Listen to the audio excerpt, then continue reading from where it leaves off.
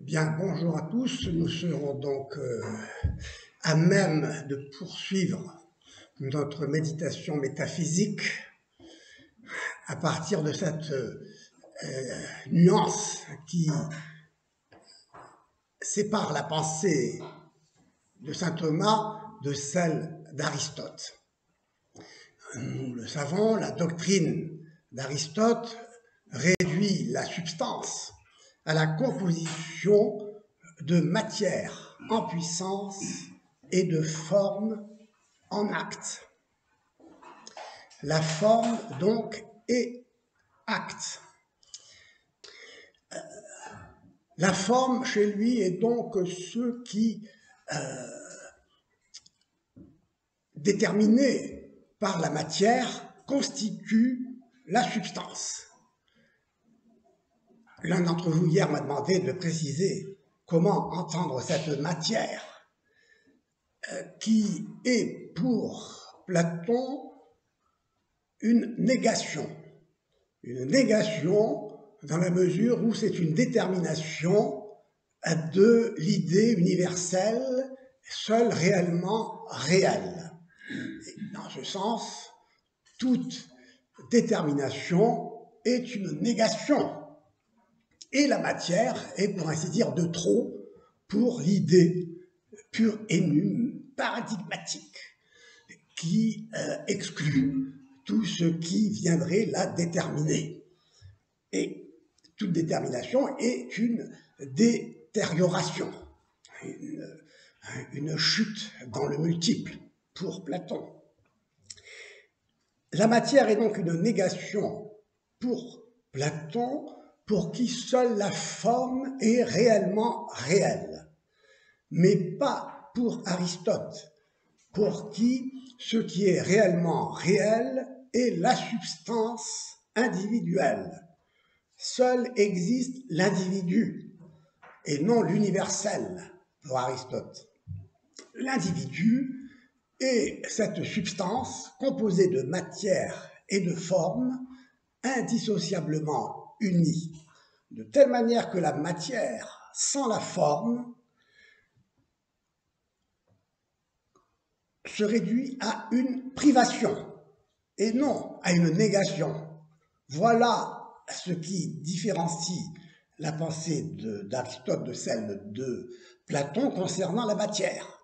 La matière sans forme est pure privation, c'est-à-dire pure indétermination, mais elle n'est pas négation au sens platonicien. Saisissez donc ici la nuance. Pourquoi? Parce que ce qui est réellement réel est la substance qui se définit comme un composé illémorphique de forme et de matière, pas de forme sans matière, pas de matière sans forme.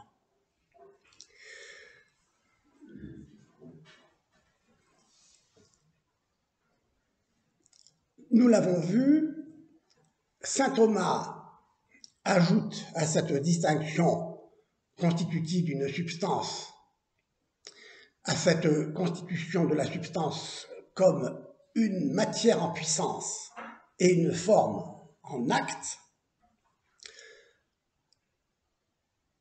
saint Thomas ajoute une distinction entre l'essence et l'être.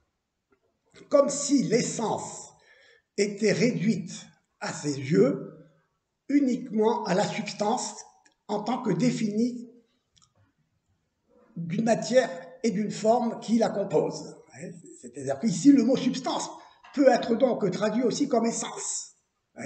Comme essence. La substance ici peut être conçue comme une essence dans la mesure où l'essence est ce qui définit une substance. Qu'est-ce qui définit une substance? C'est sa composition illémorphique, de matière et de forme. La substance, donc, ne satisfait pas saint Thomas, si l'on veut, puisque puisque la substance, pour être, doit être composée non pas seulement de matière et de forme, mais d'essence en puissance, comme la matière, et d'être, d'un acte d'être comme acte. Nous le verrons. telle sorte que la substance ne se résume pas à être un simple état, mais elle est également et essentiellement, si l'on peut dire, pas essentiellement, parce que ce qui est essentiellement, on le verra, la substance est aussi un acte d'être. Elle est réellement en vertu de son acte d'être, et qui vient la composer avec cette essence, sans laquelle la substance ne serait pas un étang, précisément. L'étang est ce que l'on peut définir comme ce qu'il est, à partir d'une forme qui le raccroche à l'universel. Socrate est un homme parce qu'il appartient à l'idée, au genre humain, à l'espèce humaine, à la définition de l'humanité qui est universelle. Mais ce qui l'individualise et le pose dans la réalité, ce n'est pas uniquement la matière qui l'individualise en le quantifiant, c'est la matière signata, hein, mais ce qui l'individue, c'est l'acte d'être. Hein, et l'acte d'être ici est vraiment, pour saint Thomas, est un apport spécifique de la métaphysique de saint Thomas. C'est là-dessus que nous réfléchissons.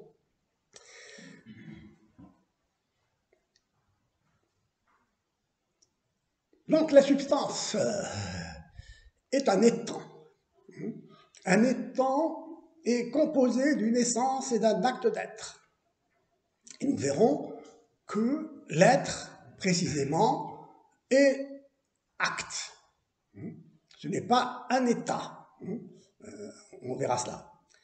Aristote donc définit la substance comme un composé idémorphique et saint Thomas ajoute que forme et matière ne sont rien sans l'acte d'être qui les unifie, qui les constitue. Dès lors, l'être est plus que la substance. Les étangs sont, non en vertu de la définition idémorphique de la substance uniquement, mais en recevant l'être comme un acte qui est contracté, pour ainsi dire, par l'essence, qui fait que l'acte de cet étang est l'acte d'un étang humain qui appartient donc au genre humain, au genre animal, effectivement, et qui fait que on peut dire que Socrate est un homme et que Socrate n'est pas un ange, comme je l'ai dit hier, n'est pas un âne, il n'est pas un esprit pur, il n'est pas un simple animal. Il a une définition, la définition qui est celle de l'homme en tant qu'homme, à savoir de l'homme en tant qu'il est un vivant doté de logos, de raison. C'est ce qui spécifie le genre humain. Donc, puisqu'ils reçoivent l'être comme un acte qui les pose hors du non-être, les étangs ont tous en commun d'être, mais à un degré plus ou moins élevé en fonction de leur nature, comme je viens de le dire, c'est-à-dire à la mesure de ce qu'ils sont, c'est-à-dire de leur essence.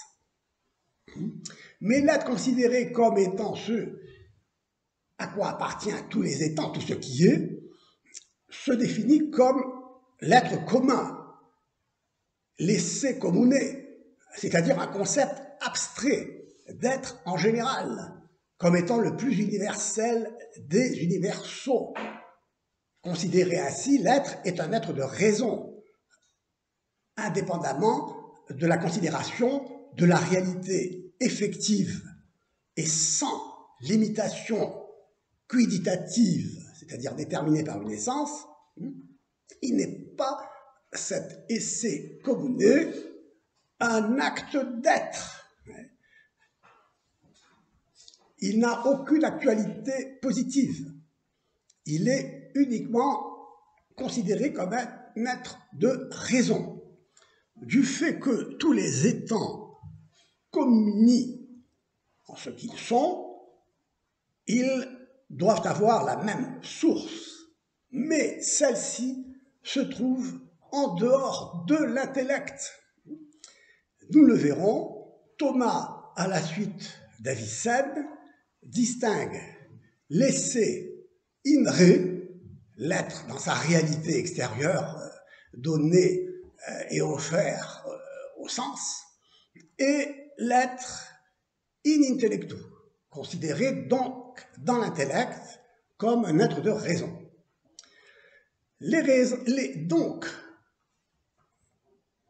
les étangs reçoivent l'être comme un acte qui les situe, qui les sort, si on peut dire, du néant. Ils ne se le donnent pas. Ils sont en tant qu'effet, en vertu d'une cause, par conséquent, puisque l'effet est un résultat qui a pour source une cause. Et cette cause, aussi loin que l'on remonte d'étang en étang, ne saurait être un étang à son tour, qui en tant que tel doit avoir reçu l'être, et comme tout étant, être par conséquent un abens esse, un ayant l'être. Il le reçoit. Il faut donc trouver une cause qui soit celle d'un étant qui ne sait pas donner l'être et qui n'est donc pas cause de soi, causa sui. Nous le verrons. Cet être n'a pas d'autre nom que celui d'être, ce qu'il est, à savoir une essence qui ne soit lui-même. C'est un être dont la nature ou l'essence est d'être l'être même, l'esse ipsum, qui ne saurait être causa sui, cause de soi. Nous verrons que avoir conçu l'être comme cause de soi a été une aberration, dans laquelle sont tombés un Descartes ou un Spinoza, par exemple. Mais il n'est pas sans essence, cet être. Sinon, on ne pourrait dire de lui qu'il est l'être même. L'essence et l'être ne s'additionnent pas dans l'esse ipsum simple et unique, qui n'est pas cause de soi, comme l'étant, qui lui est en vertu d'un acte d'être ajouté à son essence, accompagnant son essence. Cet être même, cet esse ipsum verse subsistens, saint Thomas se réjouira de voir qu'il confirme la révélation d'Exode 3,14, où Dieu donne à Moïse son nom, « Je suis celui qui est ».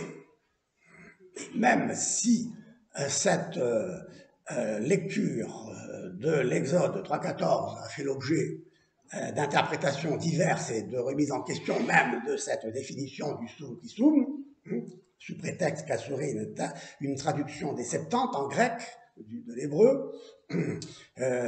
Si on étudie un peu aussi le je suis, qui je suis hébreu, eh bien, on serait confirmé par la métaphysique de l'essai, que cette traduction en grec serait la bonne.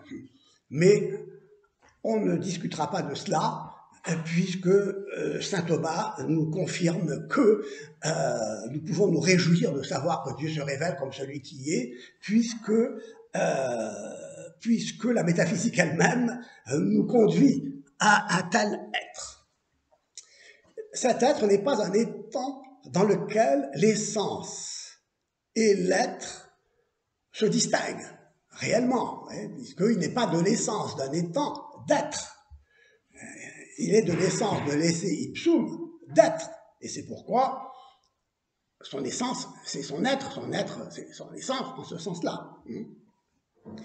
Et Thomas peut donc écrire Dieu est son essence.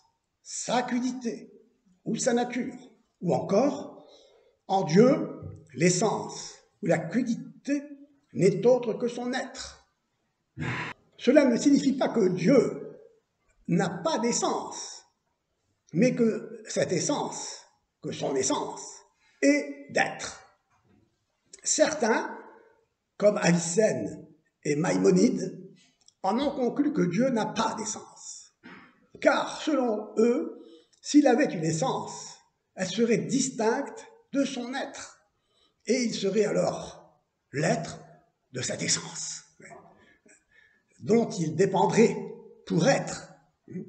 Il ne serait donc pas l'être pur et simple par essence. Puisque, écrit Étienne Gilson, que je cite ici, Dieu est l'être pur, il est son être même. S'il était une essence distincte de son être, il serait l'être de cette essence, et non pas l'être pur et simple. Cette remarque, toutefois, est à nuancer, car dire que l'esse ipsum serait l'être de son essence, s'il ne s'en distinguait pas, ne signifie pas que l'ipsum esse n'a pas d'essence, mais que l'essence ne s'en distingue pas. L'être devrait, si l'essence ne s'en distinguait pas, l'être devrait s'en séparer pour être pur et simple. Et finalement, on se retrouverait devant la position inconfortable de devoir situer l'être au-delà de son essence. Et on retrouverait la logique néoplatonicienne de l'un au-delà de l'être. Tous les transcendantaux qui ne seraient pas convertibles avec l'être. Les transcendantaux, l'un, le bien, le vrai, serait au-delà de l'être. Il ne serait pas. Et nous verrons que cette interprétation sera caractéristique du thomisme transcendantal, issu de Joseph Maréchal, dont je vous ai parlé, et qui se développera dans la pensée allemande. Le primat de l'essence caractérise l'héritage scotiste transmis par Suarez, et qui l'a introduit dans la philosophie moderne. Le cogito, ce que je pense, détermine ce qui est. L'être de ce qui est se réduit au pensable. Au pensable. Et c'est bien ce que reprochera Heidegger et sa postérité aussi à la modernité, comme nous l'avons vu et comme nous le reverrons. Nous vivons, d'ailleurs, nous vivons aujourd'hui, écrit Pierre Aubanc, qui a fait une interprétation d'Aristote sur laquelle on reviendra. Nous vivons aujourd'hui, écrit Pierre Aubanc, les effets négatifs et destructeurs de la métaphysique de la subjectivité.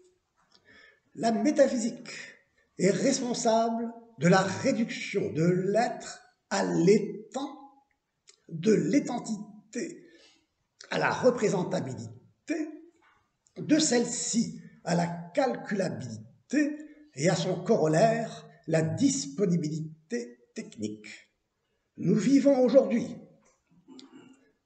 je poursuis, dans notre chair, à travers la domination planétaire des modes de pensée scientifico-techniques, l'oubli de l'être et ses conséquences, à savoir la perte du sens de la nature, la destruction de notre environnement vital, de notre Lebenswelt, et finalement la déshumanisation de l'homme en nous. Fin de citation. Donc l'auteur du problème de l'être chez Aristote se fait l'écho de la lecture déconstructrice de l'histoire de la métaphysique opérée par Heidegger. Ce dernier a dénoncé la réduction ontothéologique de la métaphysique. L'être, dans cette perspective, n'est pas pensé pour lui-même, mais est conceptuellement ramené à un étant suprême. Ainsi, la question « qu'en est-il de l'être en tant qu'être ?» revient à se demander quel est l'étant le plus étant, celui qui fonde la totalité de l'étant. Au lieu de se situer sur le plan ontologique, c'est-à-dire celui de l'être en tant qu'acte de ce qui est, l'intellect demeure sur le plan ontique, c'est-à-dire de l'étant, de ce qui est, à savoir de l'essence de l'étant, de sa conceptualisation, de sa réduction au pensable, au cogitabilé. Or, l'étant ne se réduit pas à la cogitatio, au Vorstellung, à l'esse objectivum de Scott, à l'objet technique. Heidegger affirme que l'être, sein, n'est pas l'étant, seiendes, conçu par l'intellect, auquel il demeure inaccessible. Il est donc au-delà de l'intellect. L'être en tant qu'être, n'est-ce pas, qui ne se confond pas avec l'étant réduit au pensable, se trouve donc cet être au-delà de l'intellect, comme l'un de Plotin, au-delà de l'intellect, au-delà de l'être. Chercher le sens de l'être par-delà l'étant est donc l'objectif de Heidegger, le sens de l'être, et non pas l'être en tant qu'être. Retenons cette expression. Chercher le sens de l'être par-delà l'étant, c'est donc le chercher par-delà l'essence, ou toute détermination. L'être se retrouve ainsi dans la même situation, je l'ai dit, que l'un des néoplatoniciens, au-delà de l'intellect, au-delà du nous. Il est au-delà du pensable. De son côté, Étienne Gilson déplorait également la réduction de l'être à l'essence, de l'essai à l'ens, ainsi conçu. À la question s'interrogeant sur l'être de ce qui est en tant qu'il est, c'est-à-dire de ce par quoi, quo, quelque chose, code, et la réponse réside dans la distinction de ce qu'est la chose, quod est, et de ce par quoi la chose est, l'essai, l'être, l'acte d'être, le quo est. Et la distinction ici est très importante à retenir. Autrement dit, il faut distinguer l'être et l'essence et ne pas prendre le quod est pour le quo est. C'est-à-dire que l'essence n'est pas elle-même ce qui donne l'être. Au lieu de parler de l'être de l'étant, la métaphysique du sujet, la métaphysique donc moderne, parle de l'étant en tant qu'objet, c'est-à-dire d'une construction de l'esprit, et s'arrête à un summum ens, c'est-à-dire à un étant suprême, dont le statut est purement conceptuel, au lieu de remonter de l'étant réel à l'esse ipsum, à l'être même. C'est-à-dire ici donc, l'étant se réduit à ce qui se présente uniquement à la conscience, indépendamment de sa réalité qui est perceptible par l'essence. On y reviendra. En dénonçant donc la réduction de l'être à l'étant conceptualisé, Heidegger et Gilson se rejoignent. Toutefois, ils se séparent quand il s'agit de concevoir l'accès à l'être. Pour Gilson estime qu'il faut penser l'être comme ce qui est indépassable. Et en ce sens, il est thomiste. Heidegger considère qu'il faut dépasser le langage de la métaphysique en direction d'un métalangage, celui de la poésie ou de la mystique. Pour dire l'être, il faut dépasser le langage, parce que l'être est au-delà de l'essence, au-delà de ce qui peut être défini au-delà de ce qui peut être conçu. Le problème demeure cependant si l'étant est réduit à l'essence ou à sa représentation, comme on le reproche à la philosophie moderne, quel statut accorder à l'être de l'étant? Telle est la question. Nous le savons, Plotin, en remettant en cause l'ontologie traditionnelle de Platon et d'Aristote, situa l'un au-delà du nous de l'intellect. L'un échappait ainsi à la réduction à l'essence de tout ce qui est, puisqu'il se trouve dépourvu de toute détermination. Il ne saurait dès lors constituer une essence, une ousia, une substance au sens donc d'Aristote, qui, par définition, est déterminante et déterminée. L'un, donc, est antérieur à toute détermination, c'est-à-dire à tout ce qui est. Il s'ensuit, je cite Plotin, que c'est par l'un que tous les étangs sont étangs. Un étang est étang parce qu'il est un, et non pour une autre raison. Autrement dit, l'unité en soi serait uniquement la cause exemplaire, et nous verrons donc non efficiente, cause exemplaire, et la raison suffisante de ce qui est, de l'étang en tant qu'étang, c'est-à-dire en tant que, finalement, reflet, copie du modèle. Et le modèle, c'est quoi? C'est l'un sans l'être, de telle manière que les étangs seront pur néant, comme dira Eckhart. Et puisqu'ils sont en effet, ces étangs, un reflet irréel de l'un sans l'être. Nous y reviendrons. Donc, l'unité en soi serait ainsi uniquement la cause exemplaire, non efficiente, et la raison suffisante de ce qui est. Cela veut dire que les étangs sont à l'image de l'un, à savoir un reflet irréel et sans l'être, comme l'un. Car l'un des néoplatoniciens, comme le bien des platoniciens, est au-dessus de l'être. Epekeina tes ousias. Dire en effet de l'un qu'il est,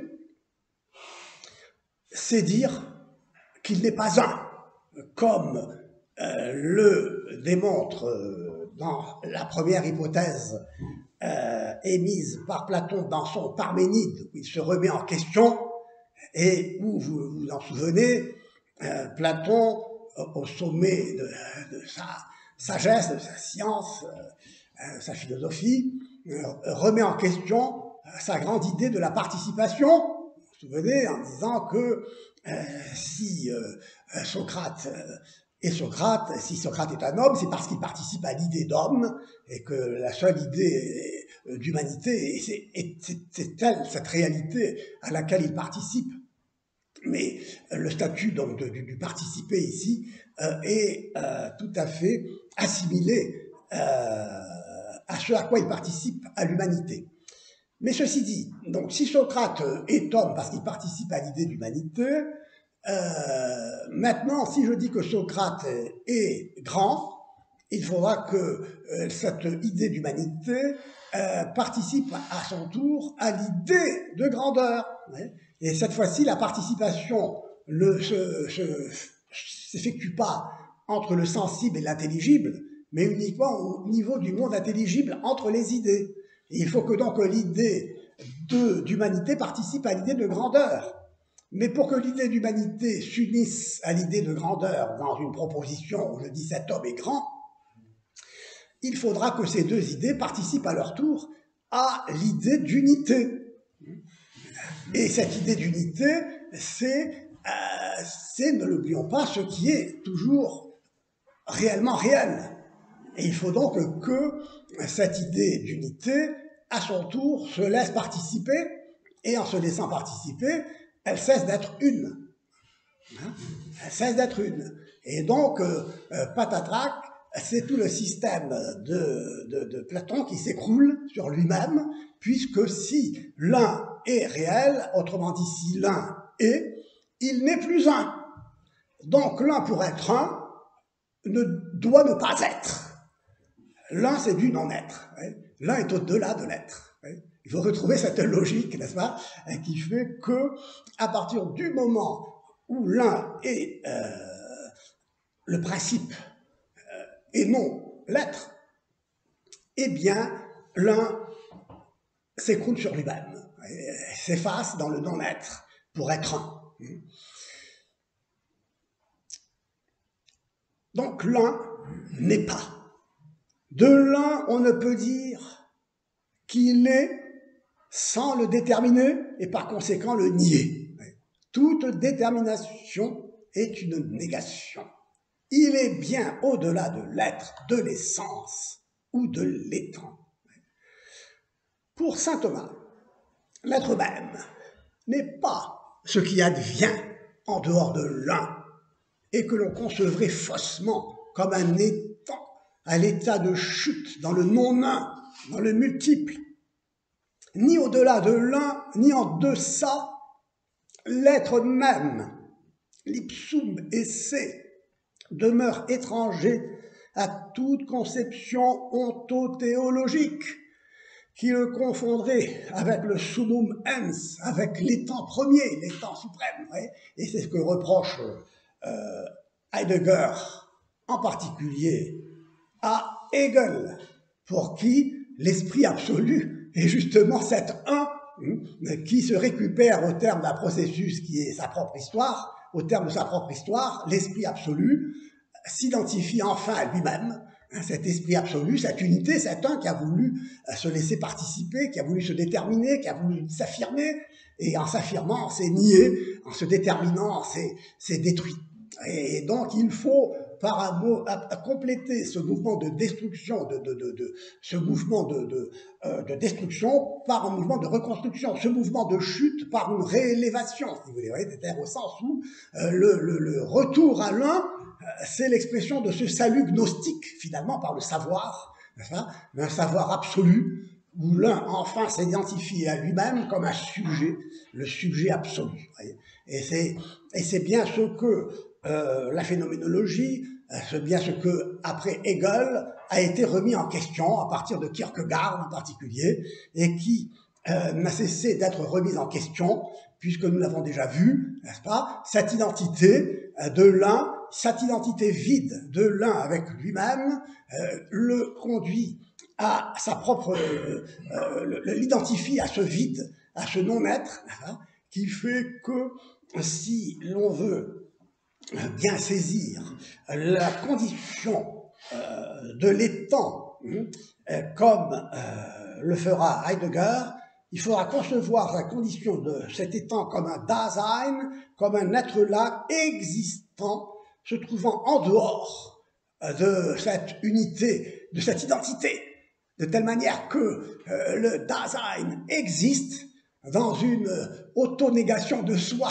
si l'on veut, n'est-ce pas, puisqu'il sort constamment de soi, poussé hors de lui-même, nous le verrons, par cette énergie néantisante, voyez, de l'un qui ne peut recevoir aucune détermination.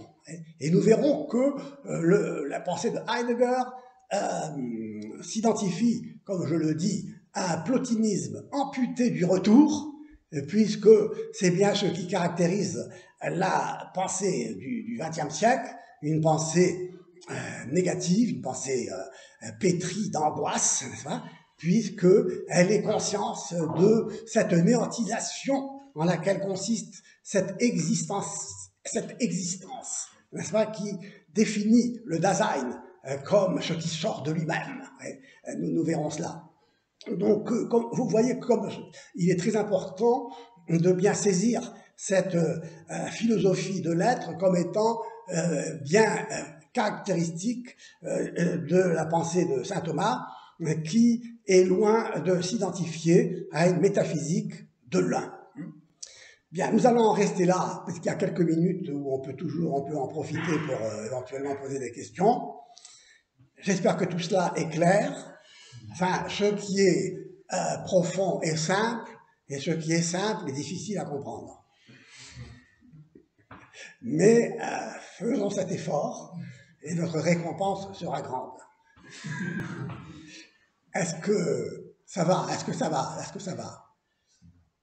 S'il vous plaît, vous rapprochez de Dasein de Heidegger de l'un, mais je vois pas bien le lien. Non, je ne le rapproche pas justement, j'insiste sur le fait que le Dasein, c'est le résultat de cette chute hors de l'un, dans le multiple, dans un monde multiple, mais dans une multiplicité qui n'est pas récupérable comme chez Plotin, puisque chez Plotin, il y a une chute hors de l'un, dans le non-un, jusque dans la matière, mais arrivé au bout, si vous voulez, il y a un rebond qui permet un retour vers l'un, où tout sera un. Alors que chez Heidegger, et sa postérité, comme je dis, il n'y a pas de retour à l'un. Le Dasein est pure existence dans une multiplicité qui est une division. Un non-un. L'un, c'est quoi? C'est l'indivisibilité. Hors de l'indivisibilité, tout est divisible. Et la divisibilité à l'infini, n'est-ce pas, c'est ce qui vient frapper comme une énergie aveugle tout ce qui se présente en s'absentant, justement, puisqu'il ne peut pas y avoir de présence, puisqu'il ne peut pas y avoir de présence permanente. Ouais. C'est l'idée. Donc le Dasein, l'être là, l'essence, je l'ai dit, j'ai cité Heidegger, l'essence du Dasein est d'exister. Mais l'essence, en allemand, c'est Wesen. Et Wesen, c'est ce qui rend présent. Mais ce qui rend présent, c'est ce qui jette là devant. Mais dans une présence qui n'est pas une présence permanente, qui n'est pas une présence donc substantielle, puisqu'il n'y a pas un acte d'être qui vient unifier, dans lequel vient se reposer, dans son plus profond, dans sa profondeur, l'étant, qui est. Et donc être, en ce sens, ce n'est pas exister. Est-ce que c'est clair? Bon. Je vous dis, évidemment, n'oublions pas qu'une méditation métaphysique, ce n'est pas de la consommation immédiate, mais vous verrez que je répète suffisamment les choses pour que vous puissiez saisir en profondeur cette vérité qui, une fois saisie, alors vous possédera définitivement. Quoi. Oui,